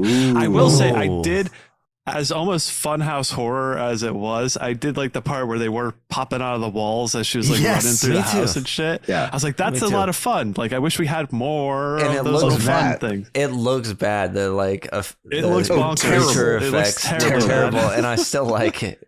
Exactly. So just imagine that in a courtroom, and then just like them popping out and killing, and I love the idea of having you could have had filled rooms, gooiest gavel death. Yes, exactly. The courtroom scene. Come on. Oh, nice. Scales of somebody on the American flag. Yeah. Oh, nice. yeah. All these things. stenographer or something with that little machine. Justice is blind. Blind someone. Come on. Yeah, it writes itself. Hero level. Let's go through this one. Our main character here, power level. Lisa? Wait, Lisa is our Lisa? Yeah, I guess so. One. Yeah, Like, Lisa. Standard human. one. Yeah. I don't think she's less than a standard person. No. And we don't get any Certainly kind of no like more. psychic. There's no psychic connection, anything like that. This Truly. is just standard fare. If anything, Just your standard we discussed her human, being yeah. like ignorant of what's going on most of the time. Yeah. Yes. Okay, so one, I agree with that. How iconic. Is Lisa? Is Lisa iconic? You Never. could shuffle I'd say her. zero iconic. You could shuffle her into It a needs to be a deck. 0. I can't. Yeah. I agree. couldn't. And her Okay. acting was questionable sometimes. Yeah. Mm-hmm. There's nothing stand out about it. If I was a 12-year-old boy, I'd be like, she's iconic because I saw her boobs a lot. But I'd know those boobs anywhere. What? No. come on, I gotta give it like a 0.5 for those boobs. And I will say I am disappointed as there were, I think, a good amount of hunky men. There were no man hams.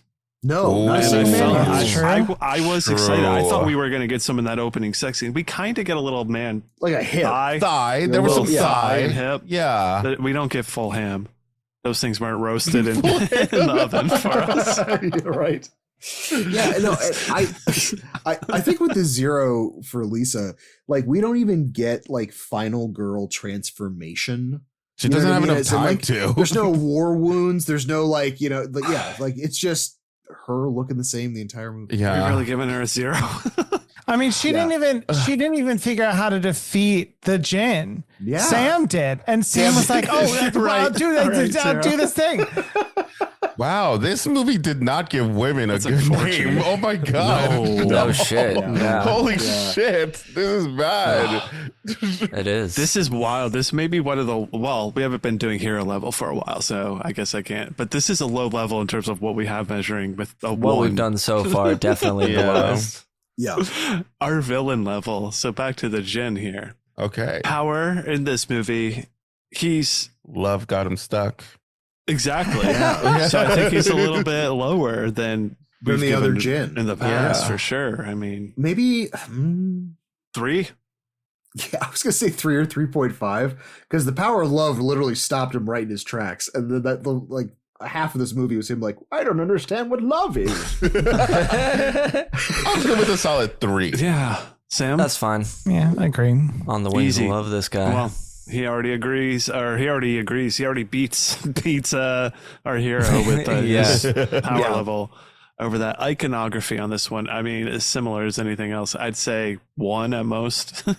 I'd give it a 2. I mean, I know it's a Djinn from Wishmaster if I saw it. I think we would know it's the Djinn from Wishmaster 2 or not 2, 3 or 4. 3 or 4. 3 or 4. Yeah, we know that's it's not true. original Djinn. Because this looks like the spirit Halloween costume of the original. You know what I mean? Where it's like, it's just. Yeah, that's what makes his little fist thing so funny.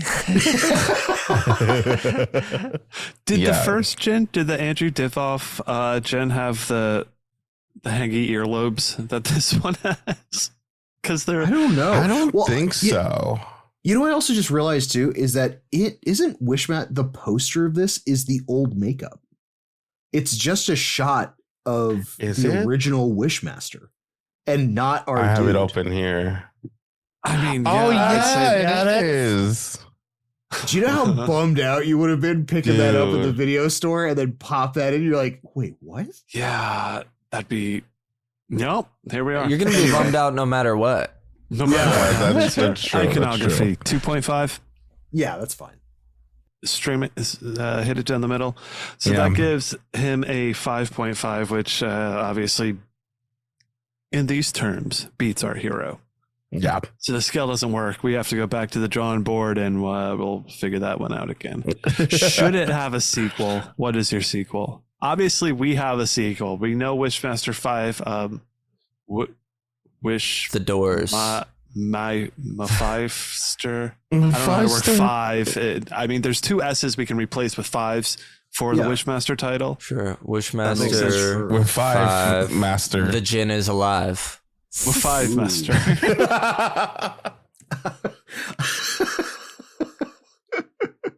We're 5 master. 5 master. I think under normal circumstances, I would absolutely say this does not need a sequel. But because we've talked about doing a sequel to Wishmaster and then actually seeing the production value of this one, this is the most realistic sequel we could possibly do with zero funds. Like, we could probably get the Wishmaster IP for dirt cheap at this point. Wow. Like, we should do it. Yeah. We should. I think we could write one. I don't want to have to make it. someone make it, Pass please. it down the line. I mean, But I think if we went like the horror comedy direction, you could make a great Wishmaster. Yeah.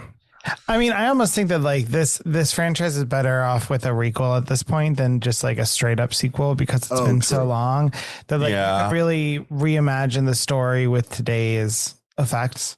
I think that'd be cool. Wishma 5-ter? Yeah. You're figuring it out. The soundtrack or score? Do you want any of these cool alt Smash Mouth songs on vinyl? I want the essence of Can't Get Enough of You, Baby, but not that. Only if I go Cosmic Bowling. I think after that point, No. It's a no. It's a no for me, dog. This is figures. in Shaun of the Dead that I'm throwing this one at the zombies. Throw it. yes. If this was Shaun of the Dead, if you had to throw in this album at, do you throw the album or do you not throw the album at a zombie? There you go. Perfect. I like that. Is anything action figure worthy? Do you want a funny Djinn? Do you want? I would get the Djinn. The Hunter. If I were to get one, I'd want the Hunter. The Hunter Djinn playset. Ooh, And Roswell said with yes. the swords that are interchangeable. exactly. Not only am I hunky, but my voice is comically low. and then the Djinn comes with a branch. I would get the shop assistant with the action button on the back that shoots the head straight out of the air. Oh, that's good. That's good. That's solid. Okay, so moving into the merch or prop promo, anything you want from this film. The blood opal is always something. Fire opal. Yeah. Gotta be the only thing, right? I would want the something piece that of takes up paper with my name on it that says that I'm entitled to $10 million. That's what I was gonna say that even with blood splatter, still fun. I'd take it. As crazy as those doors are, I'll take that place. You would? Oh, okay. I thought you were just gonna take those doors. Take just the doors. I do regret to inform you though that the secret safe behind the picture in the bedroom has a hole in the bottom of it. Yeah. What was the deal there? I thought we were gonna see it like melted fall out. down somewhere. The like, fire and opal pop out. got really hot and it fell into the wall. And then like into a basement maybe, and he That's not gooed important. out Popped and out. then waited Into in a that dark room for Steve to walk in. He granted the wishes of a few rats to get some soul points to come out. Oh, I was gonna say I'll take the box that the fire opal was in because then I can put my true. weed in it. Midnight showing. What are you throwing? Oh, Fire opals. Fire sticks. Logs. Little sticks, tiny sticks. Condoms at everybody. Oh, money! You can throw fake money during the Condoms stripper during the scene. sex scene. Ooh, fake money. Oh, A fire extinguisher for the. The strip club scene is ridiculous with how all the hooting and hollering going on in there as Yes. well. Sorry, it is so distracting of how constantly they're in that strip club. Everyone is just cheering and screaming. Well, I mean, and did you shouting. see her? Every man in there would give anything ever in his life just to be with her. This is the most attractive and powerful woman ever. I was like, What does it take to get a woman like that? A fat wallet and an even fatter dick. Okay, there's another line to be. There's a few more remembered. lines. What is the popcorn bucket? Oh my God. Oh, the shop assistant's head. Ooh, perfect. Yeah. Yeah. A head's always good. An open head cavity is always great for popcorn. Michael And with Trucco just with his mouth open, just for no reason. Perfect. Let's just... Maybe Sam's legs. Oh. A drink and a popcorn combo. That's perfect. Nailed it. Ooh. I only want your fingers. Should we all, cut our fingers open and bleed on it? Can you wrap your fingers around this? I'll take a Voorhees burger and a side of Jason's fingers. Show them. On this show, we use our rating scale of 0 to 5 fingers. Each finger represents a different quality about the movie. Chop off half a finger, no fingers, whatever kind of fingering you want to do, you can do. But these ratings are intended to be subjective and not objective. It's all about how we feel about this movie. So let's go ahead and start with Sam. We'll go over to Ross. I'll clean us up. And then, of course, the Horror Bandwagon will finish out. So lead the way, Mr. Sam. All right. Ooh. Engaging. I'm going to go... I'll give it a 0.75. 0.5 is what I thought I was going to do, but I think even though I was not looking forward to watching it after seeing 3, I wasn't dreading my rewatch for it like I thought I might. And it's not that interesting. It's easy to break off and do something else, but it didn't put me to sleep, unlike some people here who I'm sure will probably rate it lower. Sticky. I'm not going to be generous. I'm sure it'll be a 0. I doubt I'll remember anything from this movie. Maybe, you know what? I will be generous. Maybe I might remember that the alley scene where the guy gets tossed into the dumpster. I'll probably, if I ever revisit it, I'll probably be like, "Ooh, forgot about that part." Hopefully, I'm not like, "Oh, hey, check this out. This scene's so funny," and it starts off with the F slur right away. Like, forgot about that.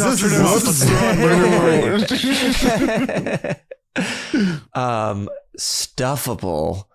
Do I want any stuff from this movie? Or do I think anything looks cool enough to have anything? No, I do not. 0. Cockles. I'll give it the 0.25 just like I gave it for Sticky. There were moments that I was kind of charmed by its badness, where I don't think I had any of that in the last one. And then rewatchable, I guess 0.25 if I'm not...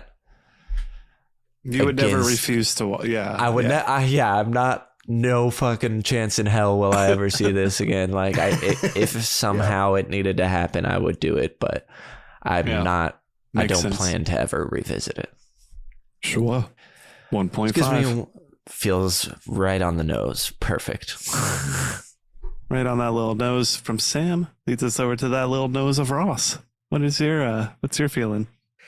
All right. Well, engaging. I'm gonna give. I'm gonna agree. Actually, I'm gonna give it the 0.75. I think it's a good mixture of genuinely trying to figure out what's going on, and then a good dose of what the actual fuck. That kind of just kept me engaged. Sticky is going to get a full goose egg. I am not going to remember anything from this. I think they even copped out on the gore. The halfway, most of the episode that while we're recording, I was like, while you guys were talking about scenes, was making me remember it, going, "Oh yeah, that did happen. Right. Oh yeah, that." So yeah, no goose egg. Stuffable is going to be, man. I think Stuffable is also going to be a 0. I had it at a 2.25 just because of the knockoff Djinn aesthetic, you know what I mean, where I feel like this is like, you know, when you have like bootleg Simpsons t-shirts, like I feel if you had like a Wishmaster 4 version of that, it kind of has that same level for me, but I'm gonna give it a goose egg. Cockles is weird. Cockles I'm going to actually give a 0.5 to, because it reminded me so much of just god awful, like, Showtime, HBO, and Cinemax programming from when I was growing up. Reminded you of your youth. Yes, absolutely. Absolutely. Many hidden cloaked hours. So yeah, no, that like it was more of a nostalgia kick than anything else. And then Rewatchable's a goose egg. I mean, maybe slightly. Do you refuse to watch this movie ever again? No, I would. No, I watch it probably once or twice a year. Yeah, nice. No, so it's gonna be a 0.25 then. It's zero's like refusal. No, you're right. You're right. It will be a 0.25 just because I feel like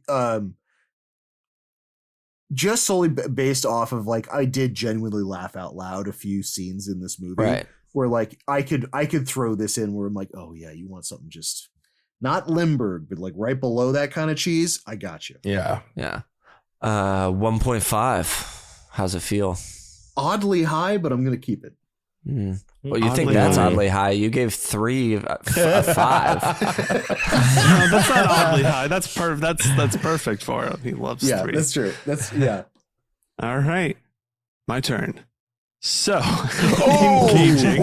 Camera change. This one seems so intimate. Let's go ahead and give it a 1. Sticky 1. No, I'm not gonna roast this thing here. All right, we're gonna go ahead and give engaging. I'm gonna say probably a 0.5. Unlike Sam, I was dreading my rewatch. I got real bored with it. I skipped through a lot of it because I mean you get the gist of the scene real quick, and then you can kind of just move forward. Yeah. That's how I felt on 3. Sure. I feel the same way about 3 as well. Sticky. I'll give that I'll be generous and give it a 0.25 here because that's probably the most generous I can be with a lot of this. Stuffable 0. Don't need anything. Cockles. I'll give a 0.25 because some areas were kind of fun and here and there having a good time. Rewatchable again 0.25 because I would never refuse it, but I would never care to really do it again. Choose it.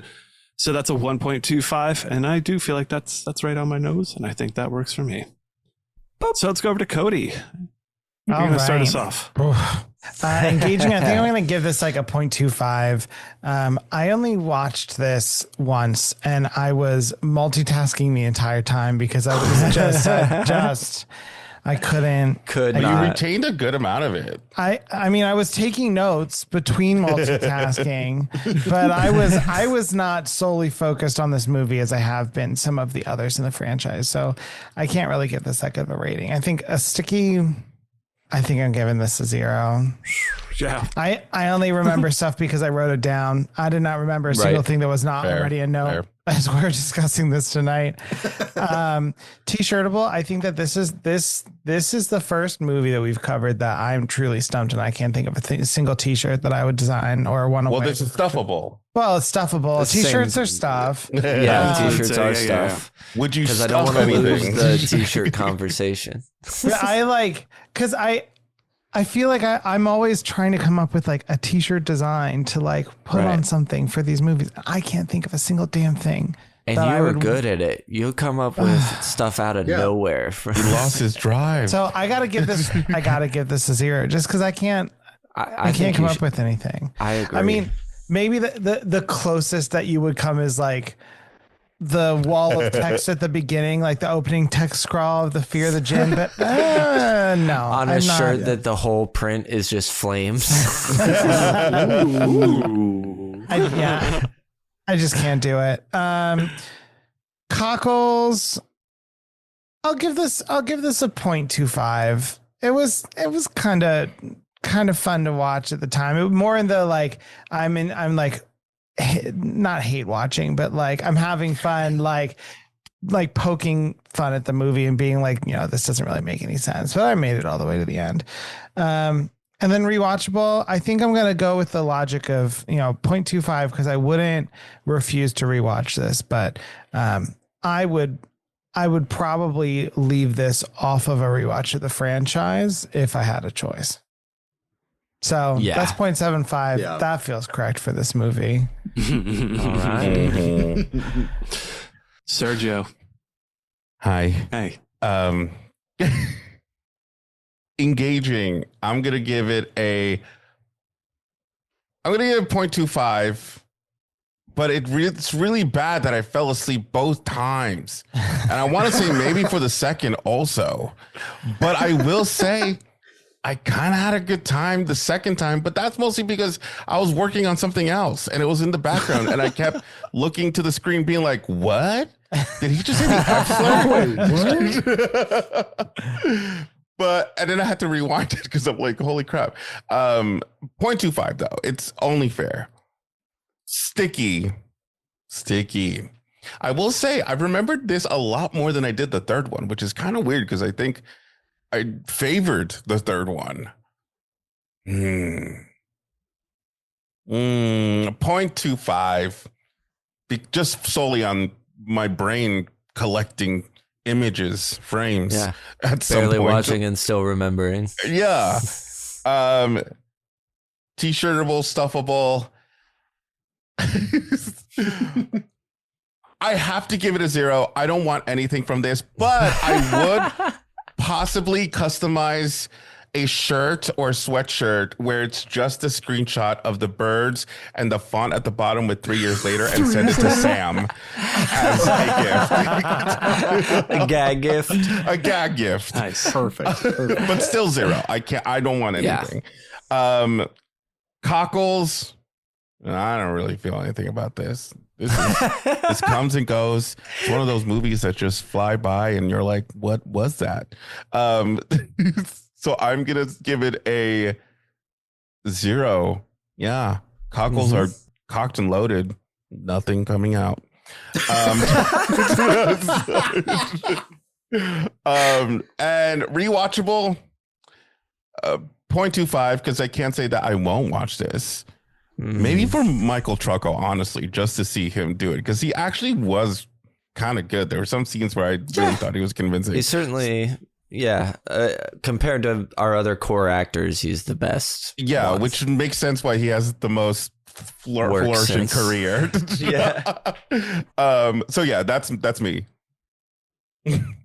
That is you. 0.75. I gave it a 0.75 as well. Look at that. It's like you guys were meant to be together. You both gave a 0.75. Woo! I love it. So we didn't have any much club input for this one. There was a little bit of chatter saying things people have seen it at one point. Most people haven't seen it. Travis doesn't remember it. Yeah, Trevor said he hasn't seen it, but he'll give his Tootsies. But he can keep those. No, thank you. Keep your Tootsies for something else. We don't. Wishmaster 4 doesn't need them. Yes. The total Chuddle score for Wishmaster 4 comes in at a 1.4. A whopping 1.4. There's not much else that is below it. We have one other 1.4, and that's Pizza, which we have mentioned on the show before. The Indian film that's real, not great. I believe it's I forget what it was from. Anyway, India. Yeah, it was. We got it from at the time it was on the Letterboxd top 250 list because they weren't. What do you call it? Maintaining it right? Like, what is it if you're like maintaining a collection? A whole bunch real quick or something. It did a whole thing. So it didn't have enough.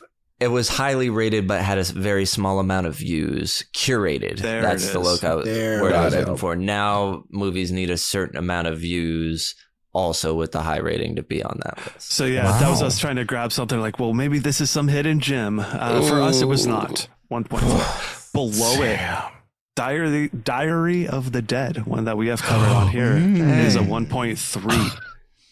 Halloween Ends, 1.2. Antichrist, 1.2. Texas Chainsaw Massacre, The Next Generation is a 1. That is our lowest score. Because I gave it a 0. I really hated that. I was in a bad mood when we covered that one, apparently. And I was like, fuck this movie. 0. And I've never cared enough to give it to change it.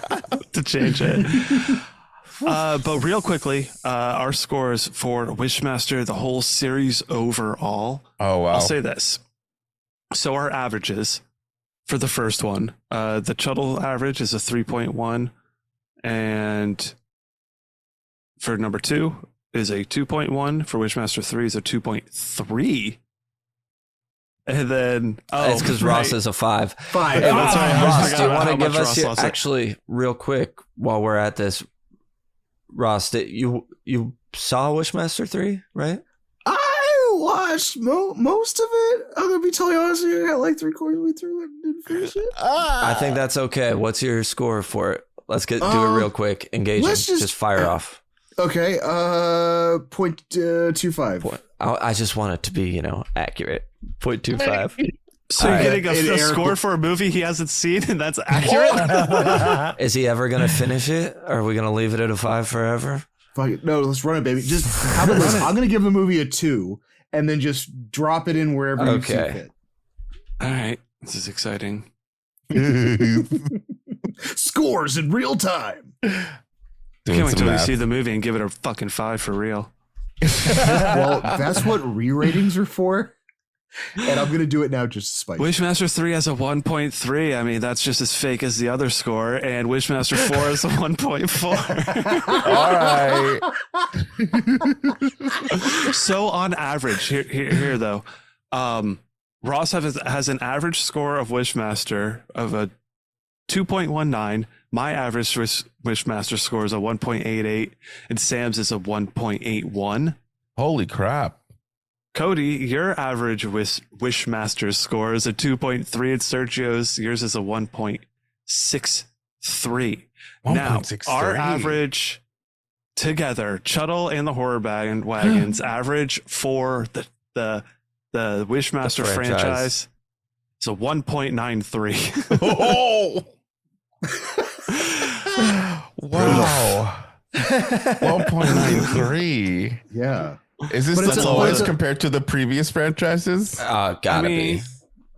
Romero franchise is a 3.37 is our average. The Chucky franchise is a 3.49 is our average. So this is definitely the lowest. But it's a fun 1.9. A fun one. With that being said, though, that's going to conclude our meeting. We're at that point. So I think it's a great moment to mention where we're going to lean next to our next franchise that we're covering with you guys here. And right. I think it's a good time to say it because it's probably going to be a little bit better than the Wishmaster, and it's going to go a little bit longer. Just a smidge. Mm-hmm. We're jumping into the Alien franchise. We're going to cover the Alien movies. We're going to cover the prequel Prometheus Covenant. We're going through it.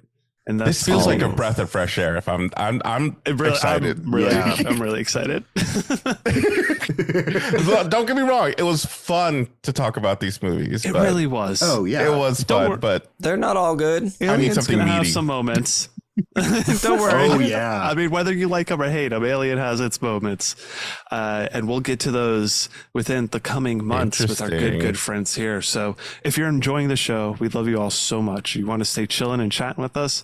Follow us, Chuddle the Pod, on Instagram and Threads. Those are the two places we are most active. You want to see Ross's killer archaeology work? Go over to Ross Purvis on Instagram. And you can also see his tattoo stuff there. And if you're in Central Florida, go ahead, hit him up. Get inked by the man himself. You can follow all of us, Chuddle Sam, Chuddle the Brian, Chuddle the Ross on Letterboxd. See what we're watching on the show and outside of the show. If you want to recommend any movies, answer Google questions, scream into the void with us in general, join our Discord, become part of the Chuddle community. There's a link to all that gooey goodness in the show description below. Mm-hmm. Before we get out of here, we got to thank our franchise besties, Cody, Sergio. Thanks so much thank you for bringing this to us. I know we keep bragging on it, but it was fun to no, this to was mess so around. much fun. This was a lot of fun, guys. Movies. Thank you so much for watching these with us, even though we're probably dreading the next month recording one after another, but it was a lot of fun. Well, the first one was great. I love the started first strong. one. First one's great. Appreciate the first one a lot more. It really does. It really does. Even there but for it. you guys have been amazing. Always a pleasure to join you guys. I forgot what our lore is here. Are we going away into a portal and coming back next time? I don't know what the hell you're talking about. We are going to be turned into stone, and when the next true. starts, we're going to glow blue, and we're going to show up. That's true. Smurfs. Yeah. We're putting you back in the cupboard.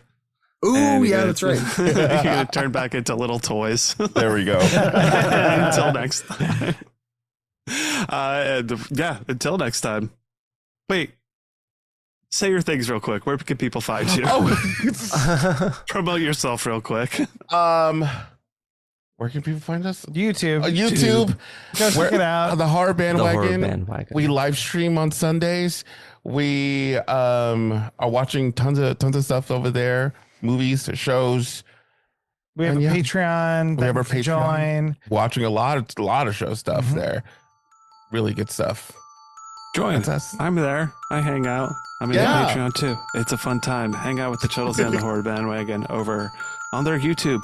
And guys, why am I saying this over and over again? I feel like I should know how to end the show by now, but I keep doing this. I don't know. I've had this overwhelming sense of dread or like this foreboding. I don't feel right. I feel like we're being watched by something that's just like wanting something from us. I don't know, but here we are doing it again. But you know what we're going to say to you. Until next time, avoid the time loop.